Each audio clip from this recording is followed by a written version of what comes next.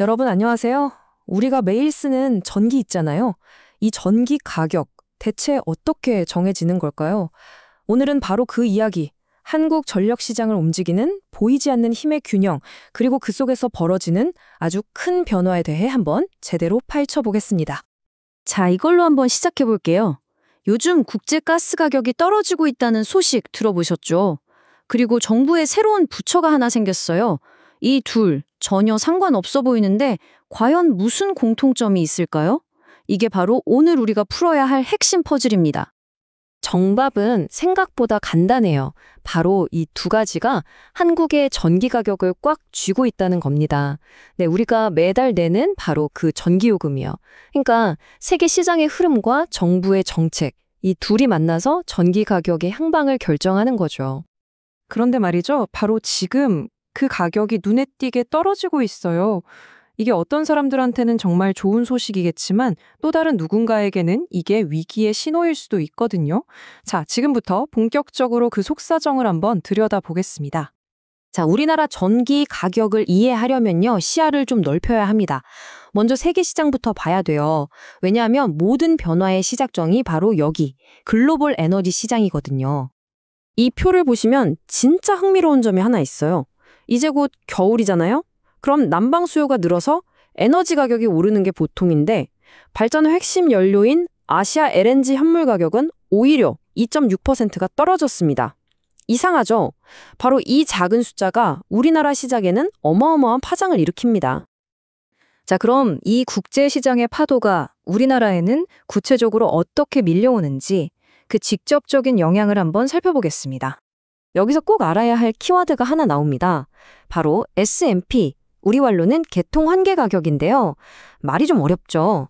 아주 쉽게 말해서 한전이 발전소들한테서 전기를 사오는 도매 가격이라고 보시면 돼요.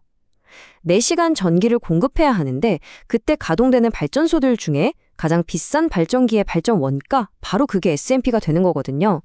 그래서 이 S&P가 시장 상황을 보여주는 아주 중요한 지표가 되는 겁니다. 그런데 최근에 바로 이 S&P가 킬로와트 시당 100원 아래로 뚝 떨어졌습니다. 이 100원이라는 숫자가 왜 중요하냐면요. 이게 많은 발전사들에게는 거의 손익분기점이자 심리적인 마지노선 같은 거거든요. 이게 무너졌다는 건 시장에 정말 큰 충격을 줬다는 뜻이죠. 그럼 S&P가 왜 이렇게 낮아졌을까요? 가장 직접적인 원인은 역시 발전소에서 쓰는 천연가스 가격이 싸졌기 때문입니다. 아까 국제 LNG 가격 떨어진 거 보셨죠? 그게 그대로 반영돼서 이번 달에만 발전용 가스 가격이 5.3%나 내렸어요. 결국 국제시장의 변화가 시간차를 두고 국내 도매 가격에 영향을 준 거죠. 이렇게 S&P가 떨어지니까 시장 참여자들의 표정이 완전히 달라지고 있습니다. 웃는 쪽이 있고 우는 쪽이 있다는 거죠. 자, 이 시장의 핵심 플레이어들은 누구인지 한번 만나볼까요? 어떤 시장이든 물건을 사는 사람과 파는 사람이 있잖아요. 우리나라 전력 시장도 똑같습니다. 역할이 아주 명확하게 나뉘어 있죠. 바로 전기를 사는 쪽과 파는 쪽입니다. 상황은 아주 명확하죠. 구매자인 한전 입장에서는 전기를 싸게 사오니까 재정 부담이 줄어서 한숨 돌릴 수 있는 거예요. 하지만 반대로 판매자인 발전사들은 어떨까요? 애써 만든 전기를 제값 받고 팔지 못하니까 수익이 뚝 떨어져서 정말 힘든 시기를 보내게 되는 겁니다. 네, 이렇게 되면 특히 LNG를 주 연료로 쓰는 민간 발전사들의 타격이 제일 큽니다. 수익성이 크게 나빠지면서 말 그대로 이러다 큰일 나겠다는 위기감이 시장 전체에 퍼지고 있는 거죠. 자, 그럼 이런 어려운 상황에서 기업들이 그냥 가만히 앉아만 있을까요? 절대 아니겠죠. 살아남기 위해서 각자 아주 치열하게 움직이고 있습니다. 과연 어떤 전략들을 쓰고 있는지 한번 보시죠. 여기서 남동발전의 행보가 정말 눈에 띕니다. 지금까지는 가스공사를 통해서만 가스를 공급받았는데 이 틀을 깨고 프랑스의 거대 에너지 기업인 토탈에너지와스와 직접 LNG 구매 계약을 맺은 거예요. 이건 그냥 비용 좀 아끼려는 차원이 아닙니다. 장기적으로는 석탄 의존도 줄이고 또 에너지 공급망에서 독자적인 힘을 키우려는 아주 큰 그림의 일부라고 볼 수 있죠. 한편 전기를 사는 쪽인 한전도 가만히 있지 않습니다. 재정 상태를 개선하려고 정말 발빠르게 움직이고 있어요. 특히 산업용 전기요금을 올리기 어려운 압박 속에서 중국 사업에서 못 받고 있던 배당금 900억 원을 회수하는 등 어떻게든 현금을 확보하려고 안간힘을 쓰고 있는 모습입니다. 자, 지금까지는 시장의 단기적인 움직임을 봤는데요. 이제는 시야를 더 넓혀서 이 시장 판도 전체를 뒤흔들 수 있는 가장 큰 변수, 바로 정부의 정책 변화에 대해 이야기해 보겠습니다.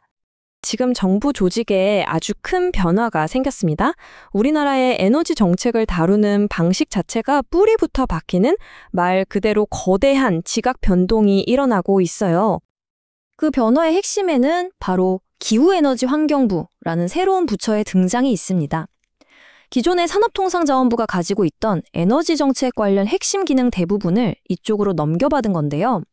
이게 그냥 부서 이름 하나 바뀐 수준이 아니라 우리나라 에너지 정책의 컨트롤 타워가 완전히 바뀌었다는 걸 의미하는 아주 중요한 사건입니다. 그런데 이렇게 컨트롤 타워가 바뀌다 보니까 정작 현장에 있는 업계에서는 지금 상황을 한마디로 이렇게 표현합니다. 안개 속이다. 앞으로 정책이 어떻게 될지, 장기적인 계획이 뭔지 도무지 명확하게 보이질 않으니까 불안감이 커지고 있다는 거죠. 그 안개의 정체가 뭐냐면 바로 이런 것들입니다. 예를 들어 고리 2호기 원전의 수명을 연장할지 말지 이 중요한 결정이 계속 미뤄지고 있고요. 또 앞으로 문 닫을 석탄 발전소 12곳을 과연 무엇으로 대체할 것인가, 여기에 대한 뚜렷한 계획도 아직 안 나왔어요. 심지어 야심차게 내세웠던 재생에너지 목표 달성도 여러 어려움에 부딪히고 있는 상황입니다. 자, 오늘 쭉 살펴봤는데요. 단기적으로는 시장 가격이 이렇게 흔들리고 장기적으로는 정책 박영마저 안개 속인 상황입니다.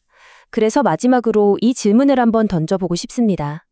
이렇게 급변하는 세상 속에서 과연 우리나라의 에너지 전략은 미래를 제대로 준비하고 있는 걸까요? 여러분은 어떻게 생각하시나요? 우리 모두가 함께 고민해봐야 할 문제가 아닐까 싶습니다.